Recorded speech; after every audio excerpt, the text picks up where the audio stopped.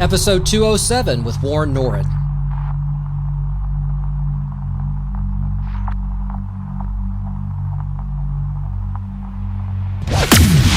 From the capital of the Lone Star State, we're engaging with Republican leaders across Texas to keep our priorities front and center, spotlight our rising stars, and making sure that the grassroots has all the tools they need to push back the Democrats and make Texas even brighter red. You are part of the elephant herd. Vaccine mandates. It seems like everybody wants to tell somebody what to do with their body. Here in the state of Texas, many people are facing the decision, do they take a vaccine or do they risk losing their job and everything that's involved with that? Well, today we're going to kind of talk about some of those topics and also some of the things that's going on in the legislature. We now have ended 3 special sessions. I'm joined today with Warren Norrid. He's a former SREC member with the Republican Party of Texas and doing a lot of work with vaccine mandates and helping people through the litigation process. Warren, welcome to. Thank you for having me, Jonathan. I appreciate it. So, we got a lot of information about, the governor said he was going to not allow mandates. I don't know if that's really a true statement of whatever happened. So why don't you start, now that the third session is over, why don't you kind of start with the law of the land as it is in the state of Texas? It's a funny thing. And we used to have these things called statutes, and state legislatures would pass them, and then governors would sign them, and then judiciary folks, they would judge people that were brought up for violating the statutes. But as we've learned in the last 2 years, that we've done away with all that. Now it's the government. What, that Schoolhouse Rock? I'm just a bill that doesn't apply anymore. Yeah, you see that SNL skit where the guy's dressed as an executive order. It says, "Yeah, kid, I pretty much just am." That old Schoolhouse Rock. That's a nice theory, but probably dead old people wrote that a long time ago. So we don't do that anymore. Now we declare an emergency and we do what we want. Now, I have been highly critical of some of the governor's orders. However, I have come strongly out in favor of GA40.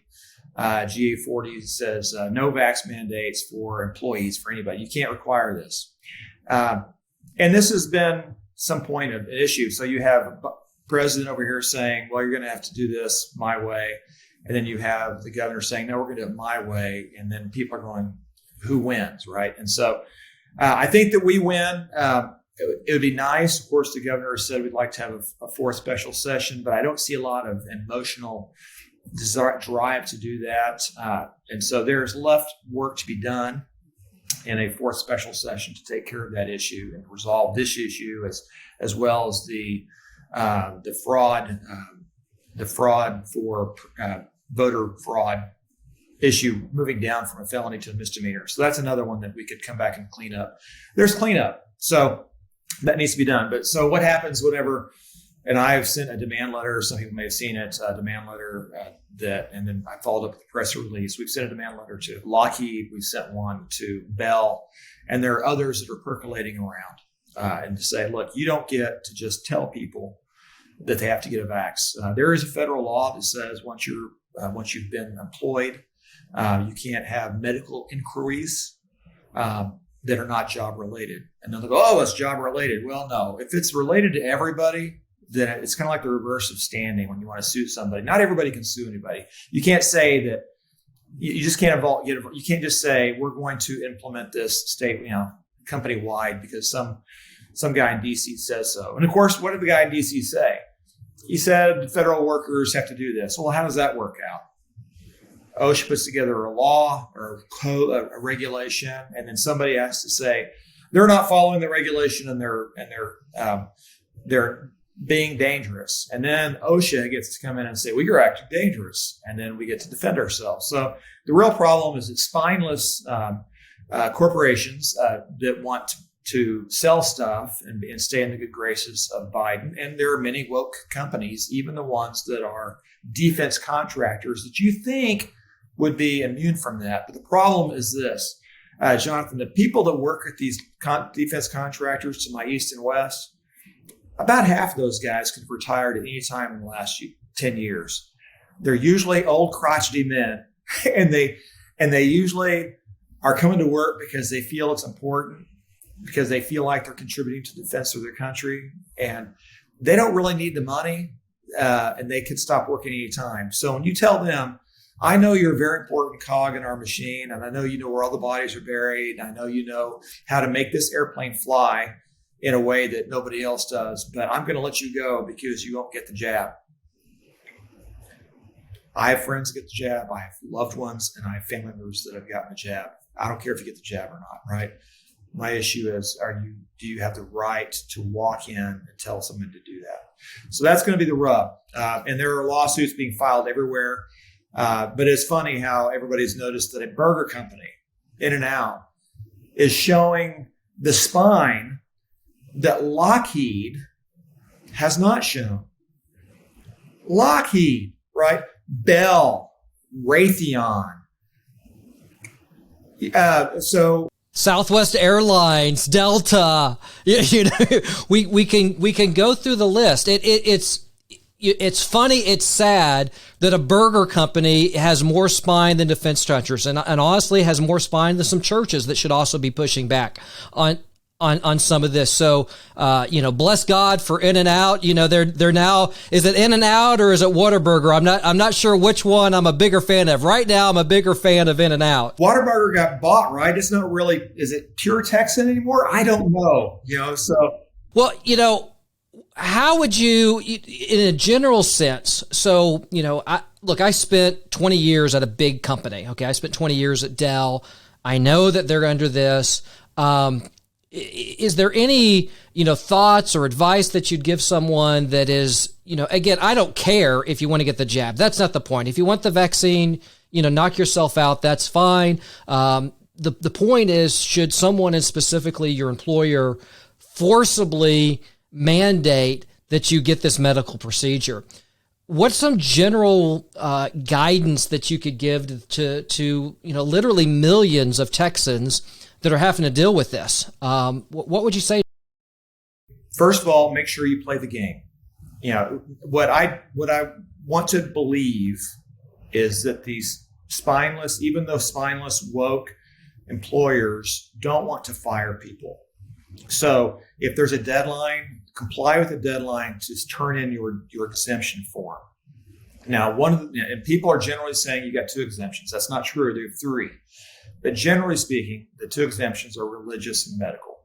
If I were, and I'll just say it, if I were a female of childbearing years, I would go to my family doctor and I would say, Doc, would you say I should get this? And there's a reason why all the nurses are quitting the hospitals. They've seen too many of these issues. And have women had problems with labor in the past before the vaccine? Yes, they have. But eventually anecdotes become data when you amass enough of them. And it is the experience of people that are working in emergency rooms and labor that there's a lot of vaccinated young women that are struggling with various things. Always? No, not always. But the point is, if I had ever had COVID and survived, right, then you have natural immunity that far outstrips the immunity that the vax gives you. And so at the beginning of this thing a year ago, they'd say, well, we don't know which lasts longer. Your antibodies go away. Well, the vax goes to take boosters routinely, right? So as a matter of a comment, so filling out your form, you say, I have natural immunity, but I wouldn't say it that way. I'd say I have a medical exemption. I would go get my doctor, and I get my doctor to say, yes, the vaccine there's indication the vaccine may actually damage your natural immunity. If you've already survived this, you're going to survive again. And if you weren't going to, then the vaccine wasn't going to help you either. So the strongest immunity is the natural immunity. I get my doctor to write a note. And that's if I were anybody of any sex, of any age, that's what I do. And I wouldn't have the doctor put a lot of detail on that. It would be a bunch of Nanya business. This is my doctor. Well, that's right. Okay. And people will say, Warren, I don't want to do any of it. Okay, I know you don't want to do any of it, and I'm happy to stand behind that. But and I tell you, okay, I'm talking to hundreds of people from one company, and I'll say, look, I want one vaccine exemption form from a VP of Human Resources that says that's mediocre, so that they have to accept that. Well, if they accept that one, then they're going to have to take all the ones that are a bit less than that. I want 1,000 exemption forms. I want some of them to be really good, that 2 or 3 paragraphs. I want some of them to be mediocre and 15 paragraphs. I want everybody to turn in all manner of, so that forces them to put together their committee of, I don't have any better jobs to do than to do this. And I want to force them to say that this half-page exemption form it's really well done, but it's pretty short, and this one's really long. So I want them to show me where you're going to say this one's good enough and this one's not, right? What some people don't realize is that we've got a 1-page exemption form that people who are parents of children going to school, you go to the state, it's a 1-page exemption form. It assumes that you are of good faith. And that's what we should all do here. Can we just assume good faith? If somebody says, well, I'm not really a member of a church, but I'm very uncomfortable about this vaccine. It's a non-human structure you're building in my body. Okay, well, that's a conscientious objection, and so you fill that out. If somebody says, well, I'm not sure that's a sincerely held belief. Look, you're jeopardizing your job not to take the vax. And you're filling in an exemption form. I think that by itself demonstrates a sincerely held belief. Certainly a valid, real anxiety. If this was a smallpox vaccine from 500 years ago, and we have been using a form of smallpox vaccination in human culture for almost 500 years, we were using it 100 years in the Massachusetts versus Jacobson case that everybody wants to cite. We could talk about that for just 1 minute so people hear about it. But people would just take it. But it's a lousy vaccine. It's untested. It's under emergency use. And so you could say let me make sure I cover them all. Health exemption, I would get, if you can. And people say, what about, should I do more than one exemption? Yes, do all the exemptions, because they're probably going to be one of 2 organizations, 2 different committees that should look at these in a big firm. So the other one is religious. Do I cite scripture? Do I talk about this? Speak the truth. Don't try to dodge the truth, right? So if you've always taken vaccines up to this point, and you don't really have a religious objection to vaccines, what you have is a religious objection to this vaccine, then you can say that. You say, yes, as a child, I took all the vaccines. Since I've been pro-life a long time, and I've just realized, I've just been informed that how this thing is made, it upsets me. Well, that's very convenient, Mr. Smith, that you're making this decision. Look, you're going to dinner with Hannibal Lecter, and he informs you halfway through the meal what you're eating. And you might say, I am not obligated to finish that meal because I just learned new information, right? So just because I've always done it in the past does not mean that I'm obligated to stick with that course of action. So that's why I tell people, just speak the truth and tell them what you think. If you want to put 10 pages of scripture, and I'll just say this again out loud, it is very rare in your life when somebody will ask you to explain your testimony. What a wonderful opportunity as a person of faith, as a person that believes that we should share our testimony. Look, I would think if I was with a big company, I would write the entire plan of salvation up there. And I would there's going to be some committee that's going to read this thing. And I would love for everyone to do that. Yeah, absolutely. I think that you very rarely are asked to do that. So do it, man. They're asking for it. They're asking for it. So give it to them. And you never know whose heart you're going to touch with your story. You know, what I hear is the point is resist. The point is, if you think that this is just going to be 15 days to slow the spread and it'll all be over, you are not awake. You're not paying attention. You cannot just go along. This is not the last step. And anyone that disagrees with that just hasn't been paying attention for the last year and a half. So I think the point is resist, take action, make the employer do something in response. As I understand, I'm not a lawyer, but as I understand Texas employment law, they can, they can't fire you. They can fire you for no reason, but they can't fire you for an illegal reason. I keep getting asked some of the same questions that I want to cover. Can they ask me X? They can ask you whatever they want. That doesn't mean that they won't. And even if they ask you something they shouldn't, it doesn't matter if you answer and then you don't do anything about it, right? What we have to do, and what I tell everybody, especially all these big firms, if you guys will all hold hands, just like Southwest Airlines pilots did, right? There's a concept in the Bible, the rebellion of the intermediary leaders. It is the people with leadership opportunities who can say, no, we're not doing this. What if they gave a tyranny and nobody came? Is the U.S. government going to stop buying F-16s or F-35s in December? Put a hold on that. No, it's not, right? So if everybody says, no, we're not doing that. If everybody puts in an exemption form, so this is the opposite problem. What if 3 people turn in their exemption forms and they get no other exemption forms? And these are all mediocre employees. It shouldn't matter with the mediocre employees, but it does. Well, they're going to get fired, and then Lockheed and all the defense contractors that are similarly situated goes, well, we're in compliance. You have to force them to do their work. And I would not resign, because if you resign, people that are taking early retirement, can they sue later? Here's your free legal advice. No, you quit. There are people who've quit and retire early for reasons other than COVID. So if you're going to muddy the waters by quitting voluntarily and retiring early, then you're not going to have a cause of action. Now, I'm not telling everybody to take a particular course of action. This is not legal advice, right? And I tell everybody the same thing. When I was young, I rode a motorcycle, right? I've shot guns. I've ridden on skateboards. I'm a risk taker. If you've never, ever been a risk taker, then you have a choice to make. Am I going to become a risk taker today, or am I not? And the reality is that you have no choice. You are taking a risk. If you believe that this vaccine is bad for you and it's damaging you, then you have a choice, a set of choices. None of them are any fun, but you have to make that choice.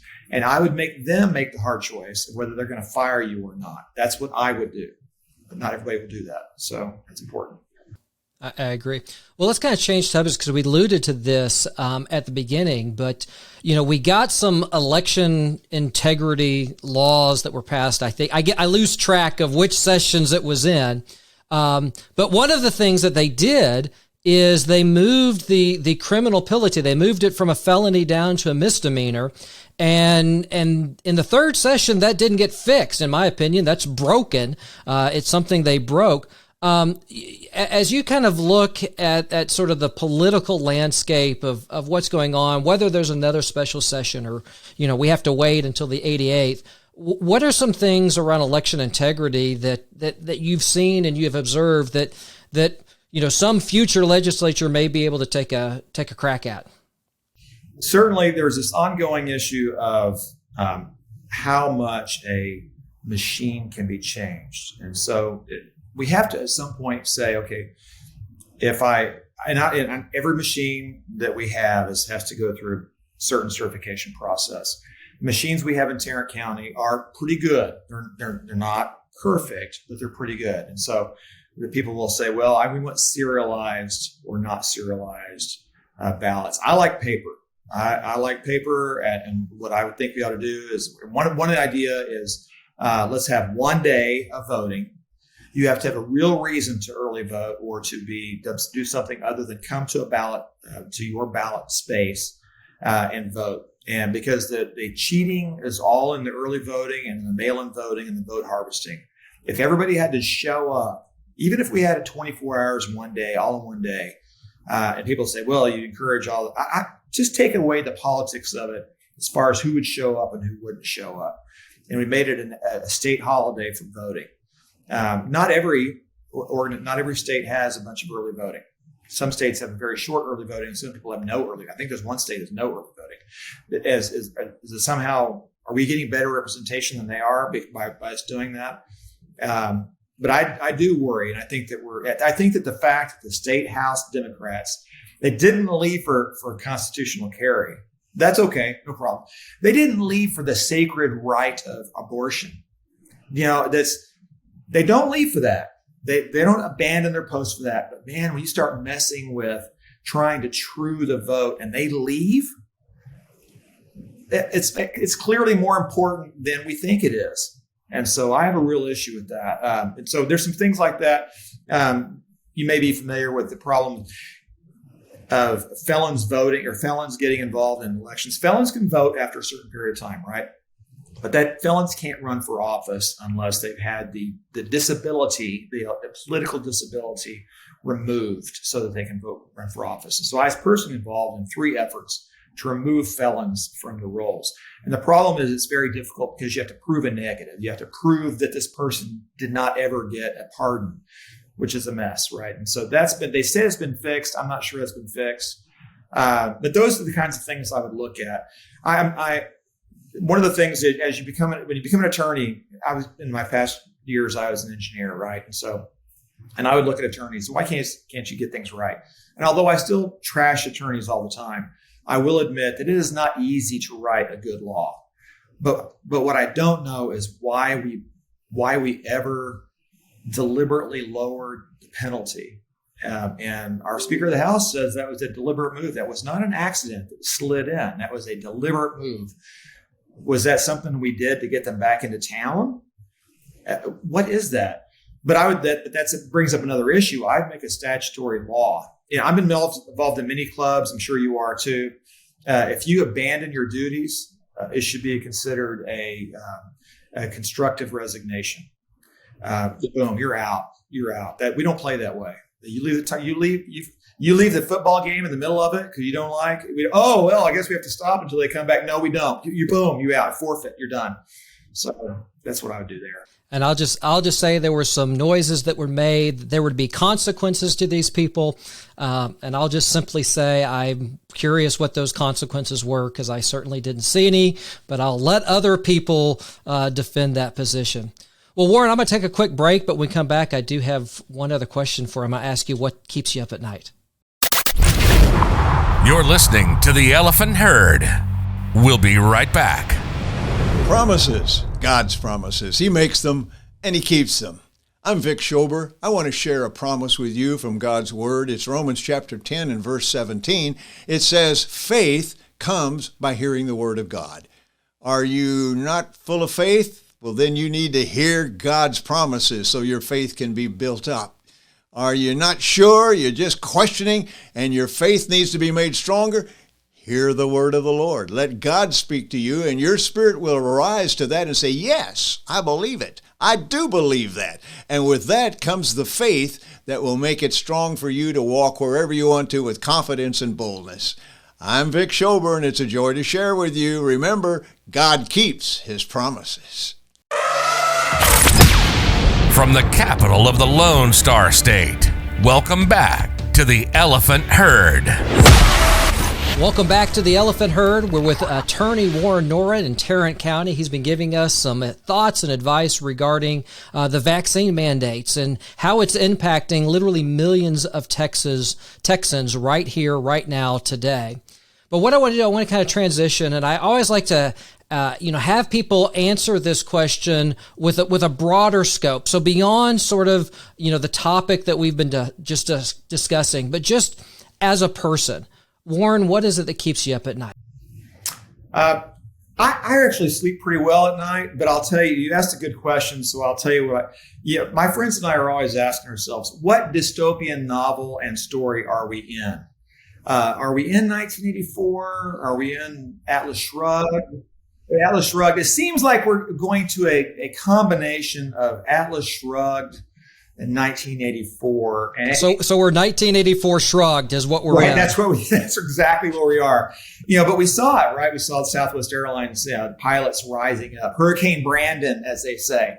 And that's what worries me. And I'll relate it to what's going on right now. And I'm a civil attorney, right? I don't have clients die on me very often for various things.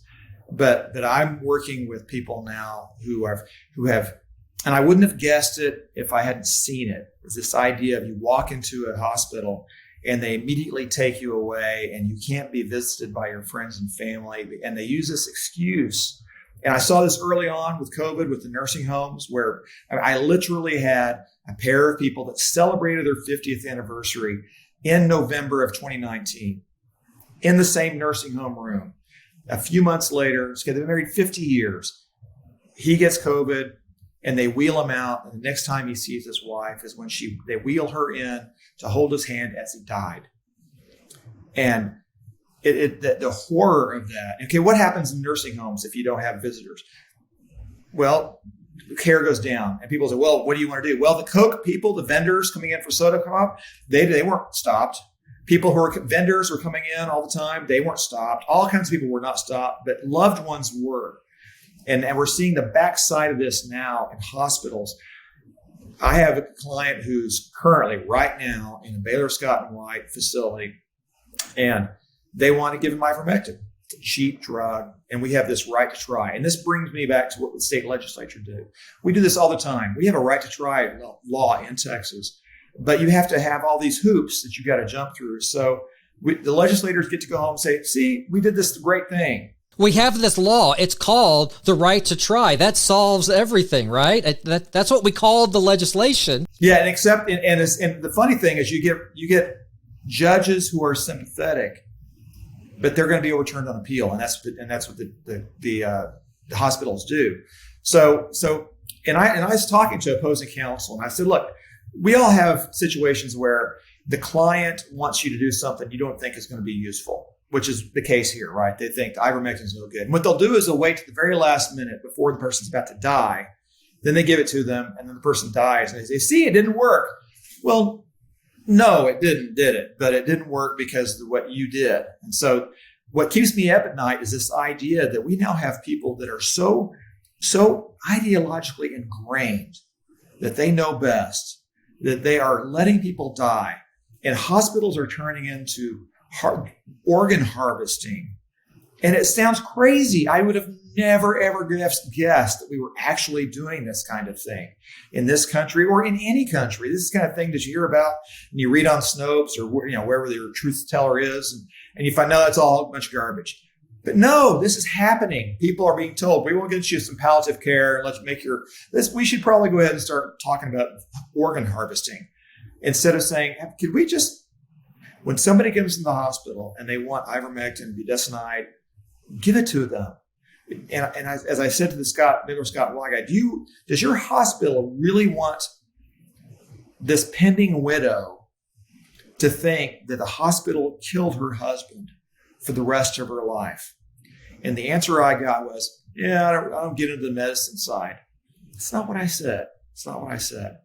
Do you really want the hospital is ideologically so ingrained in doing what it's doing that it's willing to let people die? That keeps me up at night because we all need the hospital from time to time. And you saw it through COVID all the time. Well, we're not letting people come in. What? And it would be different if they were being consistent. But no, the vendors come in and they do what they want, right? And we saw that with the G7, right? Masks are super important as long as the camera lights are on. How anybody could think that this is real in the same way they want to make it. It's okay. We can be adults and we can say that masks may have an impact in some situations.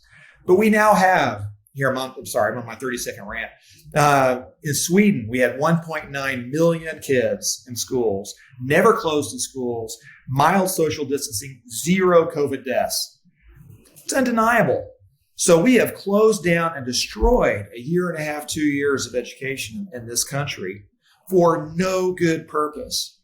And I could excuse 2 or 3 months of that, but I can't excuse that anymore. Not since last year. So anyway, that's what keeps me up at night is that we have people in charge of our government that are more concerned with doing these little favors for friends like alternative energies. And they don't want to believe that it will ever actually have an impact that kills people in the middle of a freeze because we don't have good electricity.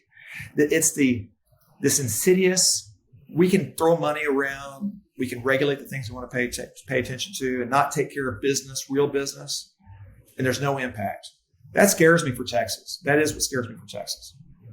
I'll just sum it up. What I think you're saying is just the fact that there's so many people that are just completely unaware and ignoring the law of unintended consequences.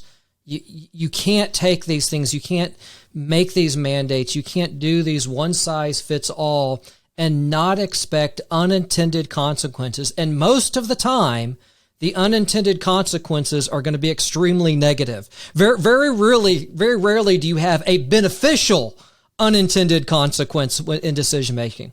Well, Warren, thanks for being on the show. If people do want to get a hold of you, learn more, whether it's about the mandate or some of the things that you're doing, what's a website? How can people get in touch with you? I do post a lot from our Facebook page, noridlaw.com. I'll have a blog post when we do something interesting, our Facebook page. And then I wind up, quite often there's I think that my rhetorical discussion of it is usually more colorful than my NORID law site. So if you go WNORID, my personal Facebook page usually has more fun commentary than my NORID law page. Always good for a snide remark and some cutting sarcasm. It's a gift. It's a gift. What can I say? I think we're blessed with the same thing. Well, Warren, I appreciate it. Thanks so much for coming on the show this afternoon. Thanks for having me, John. I appreciate it. You bet. Well, if you've enjoyed the show, we appreciate it. If you have any thoughts, questions, suggestions for future episodes, you can text me directly at 512-729-5712. The Elephant Herd is provided by Texas Political Training and Empowerment and the Republican Party of Texas and is not authorized by any candidate or candidates committee. If you found this episode valuable, please subscribe to the Elephant Herd. Leave an honest rating. You can get all the links to your favorite podcast listening apps at texasgop.org/podcast.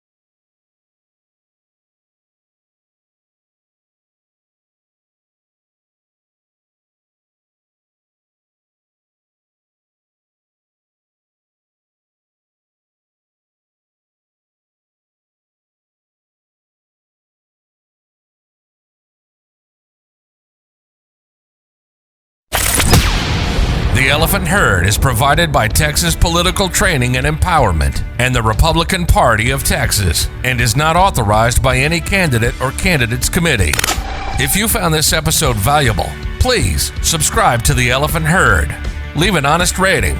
You can get all the links to your favorite podcast listening apps at texasgop.org/podcast.